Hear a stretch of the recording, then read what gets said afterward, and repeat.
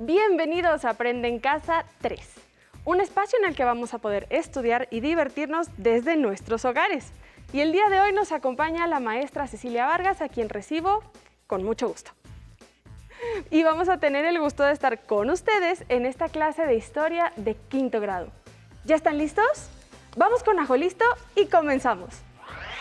¡Hola! Vamos a ver el siguiente video. Buenas prácticas para seguir adelante. Como todos sabemos, la COVID-19 es una enfermedad que se contagia muy fácilmente entre las personas. Por eso hay que continuar cuidándonos siguiendo las buenas prácticas que ya todos conocemos para evitar contagiarnos. Utiliza cubrebocas, no salgas de casa. Si tienes que hacerlo, recuerda que es obligatorio utilizarlo. Mantén una distancia mínima de 1,5 metros entre tú y los demás. Lávate las manos muy seguido con agua y jabón por lo menos durante 20 segundos o aplica desinfectante a base de agua y alcohol. Desinfecta las superficies de los objetos que más utilizas. También las cosas que compres en la tienda o en el supermercado. Sigamos luchando juntos contra este virus, cuidándonos los unos a los otros.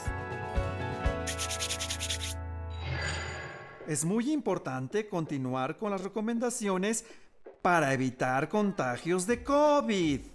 Trata de no salir de casa a menos que sea muy necesario. Si lo haces, utiliza el cubrebocas.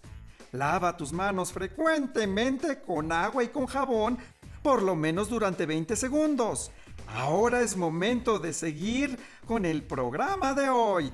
¿Listas? ¿Listos? ¡Muy bien! ¡Nos vemos pronto! Estamos muy contentas de que nos estén acompañando desde casa, porque el día de hoy tenemos un programa muy especial. Sí, ya que nos vamos a dedicar a realizar un repaso sobre lo que hemos visto en estas semanas con la intención de que puedan tener más fresco este conocimiento, así como Oiga, maestra, ¿y Ton? Hoy Ton no nos podrá acompañar. Sucede que él está en sus evaluaciones y decidió vernos desde su casa para recordar todos los temas que repasaremos. Ok, me parece perfecto. Siempre es muy importante revisar de manera constante los aprendizajes de los alumnos para saber cómo van y poderlos apoyar si lo necesitan. Así es, Jenny. Perdón. Y qué bueno que lo mencionas, porque quisiera presentarles algo muy especial que tendremos en nuestra clase del día de hoy. Para iniciar el repaso, veremos una breve cápsula que hizo una de nuestras alumnas de quinto grado. Ella nos hablará un poco acerca de las características generales del porfiriato. Les invitamos a verla y esperemos a que en casa aprovechen esta ocasión para practicar todo lo que conocen sobre este tema. Había una vez un país muy joven e independiente llamado México, donde existía un caos económico, social y político. Este naciente país no había podido tener un gobierno que le permitiera entrar en una fase de orden y paz social. Esto no es ningún cuento, estamos recordando el porfiriato. Un niño, el sexto hijo de 7 hermanos, nacido en Oaxaca, creció en una familia con dificultades económicas tras la muerte de su padre. Pero este chico nunca imaginó que sería presidente de México durante 30 años y que su dictadura marcaría uno de los episodios más importantes en la historia de México. Este joven, Porfirio, tuvo la oportunidad de ir a la escuela a pesar de las dificultades y luego se enlistó como un soldado para repeler una invasión de los Estados Unidos. Él fue subiendo de grado en la milicia hasta ser reconocido como general. El general Porfirio Díaz, al igual que otros gobernantes en México, llegó a la presidencia a través de un movimiento armado en el año de 1876 con la revuelta de Tuxtepec. Como un militar de gran experiencia, supo que para poder hacer fuerte su gobierno, era necesario establecer la paz pública a lo largo y ancho de todo el país. Esa paz fue finalmente alcanzada a través del control de los diferentes grupos armados que estaban operando en el territorio nacional. El primer periodo presidencial de Díaz duró hasta 1880, cuando el general Manuel González, un amigo muy cercano de don Porfirio, tomó la presidencia. Pero en 1884 el general Díaz vuelve a ocupar la presidencia y a partir de ahí se reeligió 5 veces consecutivas. Su gobierno se convirtió en una dictadura porque eliminó las libertades políticas, censuró a la prensa, reprimió las protestas sociales, impidió que se llevaran a cabo elecciones libres e impuso a los gobernadores de los estados. Con el paso de los años, todo el descontento de la gente se fue haciendo mayor y el porfiriato se caracterizó por una desigualdad y polarización social en México. Pero la historia no es un simple cuento de malos y buenos. Por eso hay que mirar todo el pasado desde diferentes enfoques y tenemos que reconocer que Díaz se convirtió en un impulsor del progreso y la modernidad en el país. Los beneficios de la entrada de inversión extranjera, el desarrollo de las vías férreas y las industrias extranjeras. Lo malo de todo esto es que los beneficios fueron para unos cuantos, mientras que la mayoría de la gente vivía en condiciones de pobreza extrema y desigualdad social. El gobierno del general Díaz tuvo como consigna la pacificación y el orden, seguidos del progreso económico, pero las libertades políticas se darían siempre y cuando fueran compatibles con sus ideas de disciplina y desarrollo. Uno de los mayores empeños del general fue posicionar a México como un país digno ante los ojos del mundo y culturalmente las clases altas desarrollaron un afán de europeización, es decir, se adoptaron maneras de arte, moda y estilo europeos. Principalmente, se dio un afrancesamiento del país. El porfiriato fomentó la inversión extranjera y desarrolló las vías de comunicación, pero esta política solamente contribuyó a que los ricos fueran cada vez más ricos y los pobres cada vez más pobres. Esta injusta situación de desigualdad fue el ingrediente principal para que se cocinara el movimiento armado que hoy conocemos como la Revolución Mexicana. Pero esa ya es otra aventura. Hasta aquí con el porfiriato. Maestra Ceci, ¿qué tenemos en el pizarrón? En el pizarrón tenemos una línea del tiempo. En ella iremos ubicando los principales acontecimientos del porfiriato. Ok, y entonces, ¿por dónde vamos a empezar esta línea del tiempo? Vamos a comenzar por el evento que marcó el inicio de esta etapa histórica, así que listos allí en casa. Pregunta número 1. ¿Cuál es el evento que marcó el inicio del porfiriato? ¿El Plan de Ayala, la Batalla de Puebla o la Rebelión de Tuxtepec? Recuerdo que fue la Rebelión de Tuxtepec, ¿cierto? Exacto, Jenny. Este movimiento armado se dio en 1876 y estuvo encabezado por Porfirio Díaz para protestar en contra de la reelección de Sebastián Lerdo de Tejada, quien ante la presión de la rebelión renunció y salió exiliado hacia los Estados Unidos. Jenny, ¿me ayudas a pegar este letrero en nuestra línea? Claro. Sería en 1876. Ahí. Listo. Perfecto. El siguiente evento que vamos a recordar marcó oficialmente el inicio del gobierno de Porfirio Díaz, es decir, las elecciones de 1877 donde Díaz resultó ganador. Vamos a pegar, Porfirio Díaz es electo presidente en ese año, 1877. Perfecto, voy para allá.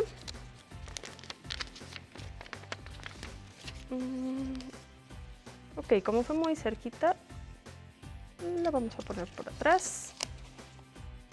Ahí. Perfectísimo. Ahí.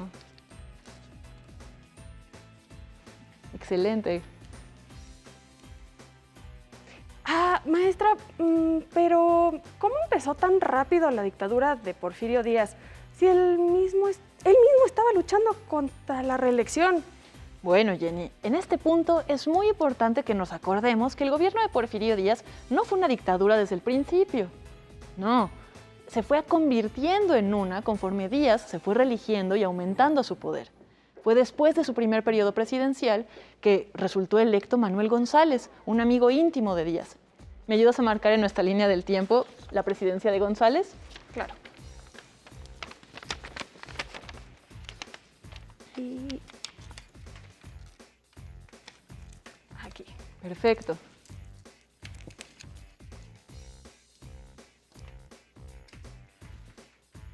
La presidencia de Manuel González marcó un momento importante en la historia del porfiriato, porque fue una etapa de transición. En este tiempo, a pesar del fortalecimiento del poder ejecutivo, realmente todavía no había indicios de que Díaz gobernaría hasta 1911. Por eso, hemos marcado este periodo presidencial con color amarillo, para que sea más fácil identificar este momento de transición en el porfiriato. La etapa anterior, fíjense, está en verde porque aún no se instauraba una dictadura. ¿Y qué pasó durante este momento de transición, maestra? En este momento se trató de consolidar el dominio del poder ejecutivo entre los líderes regionales que existían en el país, los caciques, ¿se acuerdan? Aunque la consolidación total de la autoridad de Díaz vendría después de este periodo de transición. Veamos y recordamos lo siguiente. Atentos. ¿Qué sucedió después del periodo presidencial de Manuel González? Primera opción, inició la revolución. Segunda opción, Porfirio Díaz fue reelegido presidente. O tercera opción, se publicó una nueva constitución mexicana. Debe de ser la reelección de Porfirio Díaz, ¿no? Justamente, ya que no se podía reelegir por 2 periodos consecutivos, Díaz recurrió a un periodo intermedio en el que uno de sus aliados ocupó el puesto. Ese fue Manuel González. Y así, Díaz podría regresar a la silla presidencial después. Vamos a marcarlo en nuestra línea del tiempo. La primera reelección de Porfirio Díaz en 1884. Ok, y estaría por aquí. Se desmayó del susto. Y ahí está. Súper.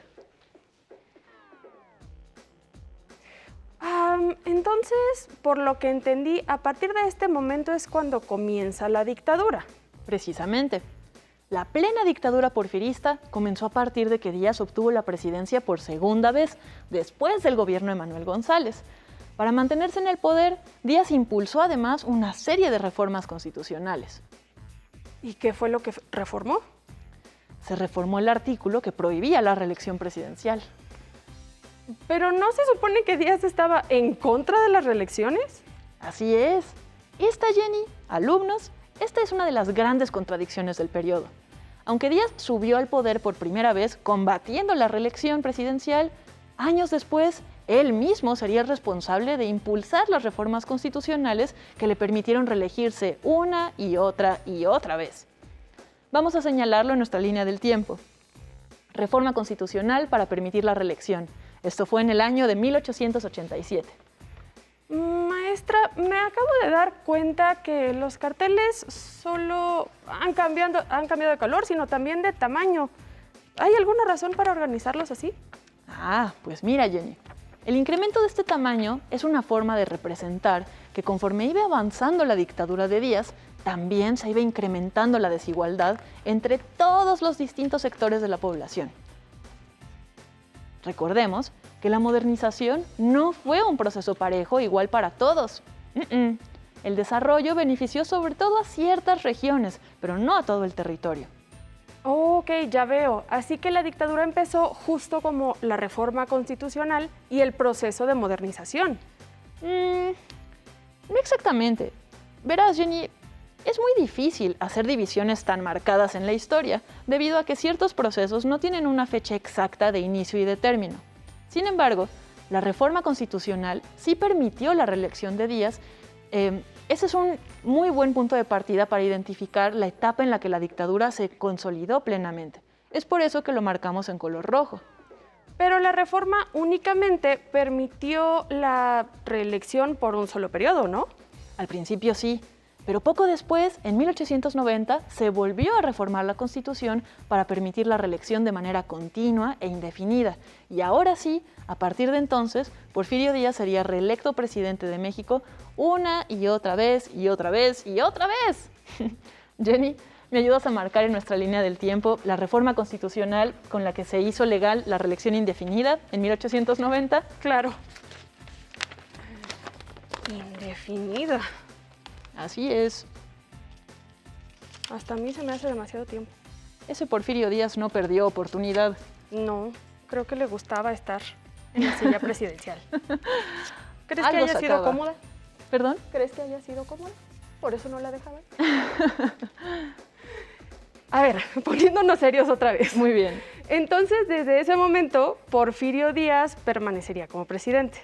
Así es, por 20 años más, Jenny. Y es por eso que nuestra siguiente pregunta trata sobre su permanencia en el gobierno.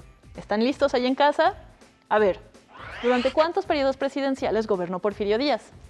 ¿Por 3 periodos? ¿Por 7 periodos? ¿O por 10 periodos? Recuerdo perfectamente que son 7 los periodos en los que Porfirio Díaz ocupó el cargo de presidente. Muy bien, Jenny. Sí, en total fueron 7 los periodos presidenciales de Díaz, aunque recordemos que en el porfiriato también incluye el gobierno de Manuel González, que sucedió entre el primer y el segundo periodo presidencial de Díaz. Ahora, marquemos en nuestra línea del tiempo el cuarto, el quinto, el sexto y el séptimo periodo de Díaz. El cuarto, ¿Ok? déjame ver, sí, Sí, todos estos. todos estos. Ok. Ese Díaz nos da mucho trabajo aquí en historia. Sí, vaya que sí. Ok. El cuarto periodo de Díaz. En 1892. Exacto. Y luego el quinto periodo fue en 1896. Que sería Perfecto, por aquí. justo ahí. Y luego el sexto fue en 1900. En 1900.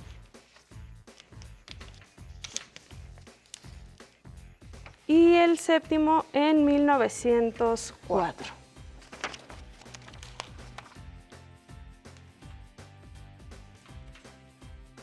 Sí estuvo muchísimos años. Muchísimo. Y quería estar más, pero la revolución lo tumbó.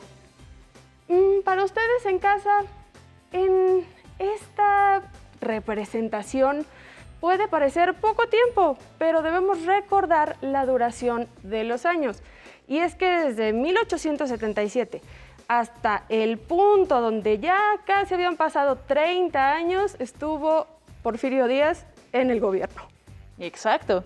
Y como habíamos comentado, durante todo este tiempo la desigualdad social fue aumentando, de tal forma que para el séptimo periodo de Díaz, en 1904, empezaron a ocurrir una serie de levantamientos y revueltas sociales que marcarían un antecedente para el movimiento revolucionario que estalló después. Por ejemplo, como las huelgas laborales en el año de 1907. Vamos a marcar estas en nuestra línea del tiempo, por favor, Jenny. Claro. 1907. Aquí. Exacto.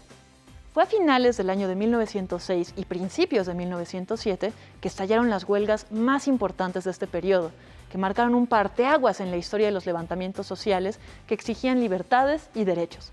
Para que estén listos así para nuestra siguiente pregunta. ¿Dónde ocurrieron los 2 principales huelgas que marcaron la última etapa del porfiriato? Primera opción, la hacienda de La Gavia y Peotillos. Segunda opción, las minas de Mulegé y Nacosari. O tercera opción, la mina de Cananea y la fábrica textil de Río Blanco. La respuesta correcta aquí es la opción C, en la mina de Cananea de Sonora y en la fábrica textil de Río Blanco, Veracruz. Incluso tuvimos una clase especial sobre ese tema. Así es, Jenny. Por ello, esperamos que todos los alumnos que nos acompañan desde casa recuerden estos eventos tan importantes. Entonces, por lo que recuerdo, ya debemos de estar cerca del final de este periodo, ¿cierto? Así es. Por eso eso lo recordaremos en nuestra próxima clase. Vaya, que el porfiriato es un periodo muy largo y muy complejo, maestra. Pero me quedo con una duda. ¿Porfirio Díaz fue un buen presidente o un mal presidente? ¡Wow! Pues, como siempre decimos, Jenny, aprender historia no se trata de definir a los personajes como buenos o malos, sino de reconocer que son seres humanos que tomaron decisiones de acuerdo con su horizonte y su contexto. El porfiriato es un periodo complejo debido a las contradicciones que generó. Por un lado, tenemos un acelerado proceso de modernización, pero por el otro, tenemos un contexto de profunda desigualdad y miseria. Por esta razón, algunas personas admiran a Díaz y otras lo desprecian. Lo importante aquí es que cada quien pueda formarse su propia opinión. No es necesario que estemos de acuerdo en todo, sino que estemos dispuestos a escucharnos y a dialogar. Esto, la verdad es que me recuerda un video de unos amigos que estuvieron platicando justo sobre este tema. ¿Qué les parece si lo vemos para cerrar nuestro repaso?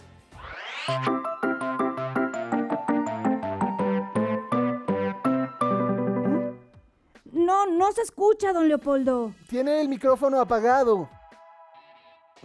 Sí, ¿ya me oyen? Bueno, sí, ahora ya se escucha, pero parece un gato. No soy un gato, Híjole, cuando no echan es Juan, hombre. Ahora sí, ya lo vemos y lo escuchamos, don Leopoldo. Ay, por fin. Ya saben que la tecnología y yo hacemos chiras pelas como perros y gatos. Bueno, pero díganme, ¿en qué les puedo ayudar? Gracias, don Leopoldo. Fíjese que Agustín y yo estamos haciendo un trabajo de investigación para la escuela, pero no estamos de acuerdo y nos acabamos peleando. Pero si ustedes son bien cuatis. Sí, pero esta vez nomás no nos podemos poner de acuerdo y pensamos que usted nos podría ayudar para saber quién tiene la razón. Bueno, lo podemos intentar. A ver, ¿cuál es el tema de su investigación? El porfiriato. No, pues sí es un tema polémico, porque fíjense que yo pienso que Porfirio Díaz fue un gran presidente. Nuestro país tuvo durante su gobierno la paz y la estabilidad que no había logrado alcanzar desde que se logró la independencia. Además, gracias a la prosperidad económica de aquella etapa, México pudo gozar de los avances tecnológicos que hubo en el mundo en aquellos tiempos, como los ferrocarriles, el telégrafo, la luz eléctrica, el fonógrafo y el cine. En efecto, la tecnología fue... No puedo creer que pienses así, Agustín. Porfirio Díaz fue un dictador sangriento que se perpetuó en el poder y reprimía violentamente a quienes no lo apoyaban. Su policía rural era famosa por ejecutar a los presuntos bandidos sin juicio previo. Es importante señalar que... Pues sí, Carola, pero en esa época México necesitaba de un gobierno con mano dura, porque después de tantas guerras y con tanta pobreza, era muy peligroso viajar por el país debido a los múltiples atracos, y eso espantaba al comercio y a la inversión económica. Te guste o no, el gobierno de Díaz aumentó la riqueza nacional y logró que empresarios extranjeros invirtieran en el desarrollo de México. A ver, cabe mencionar que las primeras... Agustín, ¿cómo puedes defender ese tipo de desarrollo económico cuando los obreros y los campesinos vivían en condiciones de miseria, sin derechos laborales y con modelos de trabajo muy parecidos a la esclavitud, como en el caso de las tiendas de raya? Quienes generaban la riqueza vivían un infierno, mientras los dueños de las minas y las haciendas disfrutaban en los banquetes y en los palacios. Es innegable que... Pero piensen cómo estaba México antes del porfiriato. Había guerras y golpes de estado a cada ratito. La paz es un proceso difícil de construir. Si me dejan decir algo... Ay, pero si el propio Porfirio Díaz llegó al poder gracias a un golpe de estado, paradójicamente enarbolando la bandera de la no reelección. Más tarde se convirtió en un dictador que subordinó a su voluntad a las instituciones de justicia y al poder legislativo. Impidió que se llevaran a cabo elecciones libres e impuso los gobernadores de los estados. Eliminó las libertades políticas, censuró a la prensa y reprimió a las protestas sociales. Esa paz que tanto presumes la logró comprando voluntades y cooptando a sus opositores. Por eso se hizo célebre su frase aquella de perro con hueso en la boca, ni muerde ni ladra. Y la suma de todos esos elementos provocó el estallido de la Revolución Mexicana. No, pues me hubiera preparado unas palomitas. Ay, perdón, don Leopoldo, pero es que siempre que hablamos de este tema nos acabamos peleando. Por eso necesitamos su ayuda. Bueno, en primer lugar, déjenme decirles que me alegra muchísimo que les apasione tanto la historia de nuestro país. Sí, gracias, pero ya díganos quién tiene la razón. ¡Sí! Bueno, pues en cierto modo los dos tienen razón. Recordemos que la historia nos sirve justamente para crearnos un criterio propio y aprender de nuestro pasado. Y es que, como dicen por ahí, el pasado nunca se acaba porque nunca acaba de pasar. Aquí el pasado nos constituye. Por eso nuestro pasado continúa vivo en nuestro presente y futuro. El porfiriato es una etapa histórica llena de contradicciones. Hubo un gran progreso material y económico, pero también aumentó la desigualdad y la pobreza extrema. El país alcanzó una nueva estabilidad política, pero la población sufrió una violenta represión. En un inicio, Porfirio Díaz subió al poder como un revolucionario liberal, pero años después, él mismo tuvo que ser derrocado como un cruel dictador. Todas estas contradicciones hacen que el porfiriato sea un periodo complejo y que sigue levantando polémica hasta nuestros días.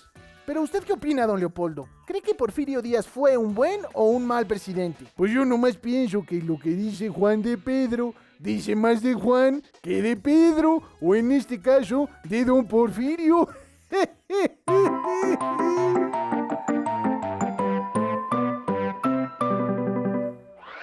Pues ahí lo tienen.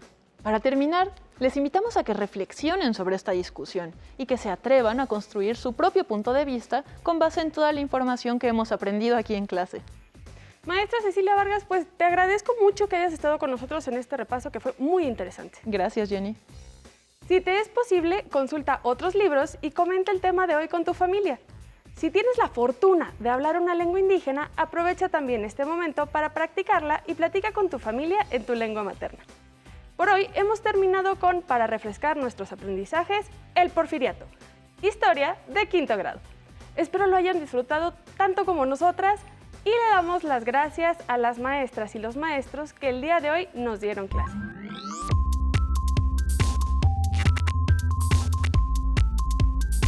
Nos vemos en la próxima, pero antes, a movernos un poco.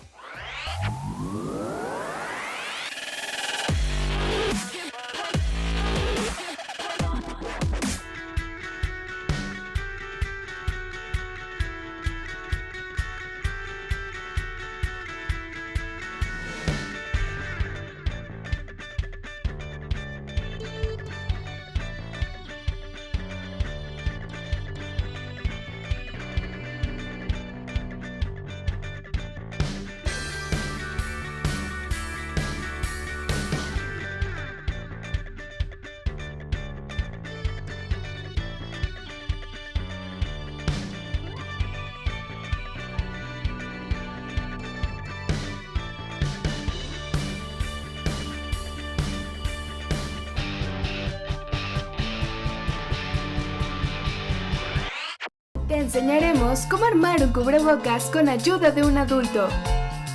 Necesitarás un plumón o una pluma, una playera de algodón que ya no uses, una regla y tijeras. Recuerda que la manipulación de estas debe estar supervisada por un adulto. ¡Empecemos! 1. Estira la playera a lo largo y a lo ancho. 2. Marca con el plumón o la pluma y con ayuda de la regla 10 centímetros de largo, partiendo de abajo hacia arriba. Repite el paso anterior del otro lado de la playera. 3. Traza la línea horizontal entre los dos puntos. 4. Con ayuda de un adulto, corta sobre la línea horizontal que marcaste. Asegúrate de cortar por fuera de la playera. No introduzcas las tijeras en ella. 5. Ahora tenemos un pequeño pedazo de playera. Estira a lo ancho y con ayuda de la regla, mide y marca con el plumón o la pluma de 15 a 18 centímetros de largo de un lado, dejando un margen de 2 centímetros de alto arriba y abajo. 6. Nuevamente pide ayuda a un adulto para recortar las líneas marcadas. ¡Listo! Ya tienes un cubrebocas con 2 pares de cuerdas. Para colocártelo, deberás amarrar las cuerdas sobre tu cabeza y alrededor de tu cuello. ¡Atención! ¡Atención! A continuación, información importante. A este número puedes llamar cuando tú o alguien cerca de ti tenga una emergencia.